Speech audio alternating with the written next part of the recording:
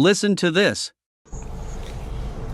One day, and back when my husband was not a Christian, and I had just become a Christian, he was smoking pot, and as he was walking out the door, he turned around to me and took a toke, and then he said, I have been smoking since I was 15 years old, and my mother wanted me to quit smoking pot, and I never would. And I'm not going to stop smoking weed for you, just so you know that. And then he walked out and slammed the door. And I said nothing to him. I stood up when he walked out the door, and I began to pray. And then I said, Devil, how dare you talk to me through my husband? That's not my husband, but I see you. And my husband will get saved. And how dare you talk to me? Don't you dare talk to me through my husband again. And then I began to pray for my husband, because I learned that prayer is the way. I take my prayer request to God. I don't argue with people, and I don't argue with my loved ones, because that does nothing. Arguing is the devil's way of handling things. Praying for people is God's way.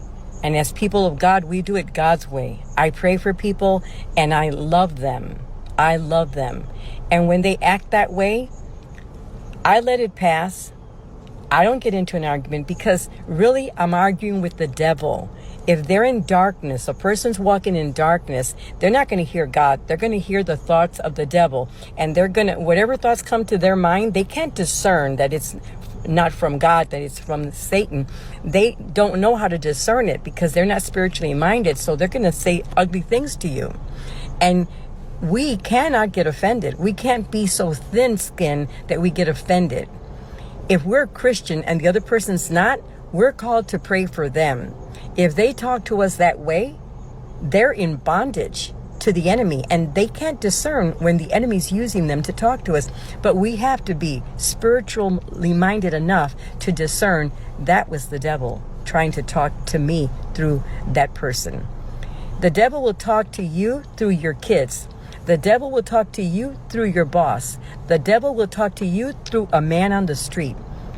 Don't get offended, because they don't know God. They don't know how to discern that the thoughts that are coming to their minds are meant to injure other people. Don't be so thin-skinned that you cannot discern that. Think enough of yourself to know that you're called to pray for those people, not to get mad at them or angry, because if you do, you're falling into the devil's trap. We're intercessors. We're prayer warriors. The people of God, we see those things and we pray about it. We don't get offended. And if you do get offended, because you're human, go to God and say, take this from me. Don't accept. Don't think it's okay, and then walk around being wounded and getting mad at the very people that you should be praying for. Remember that. You're a spiritual person when you know God, and you have a calling to pray for others and take yourself out of the situation.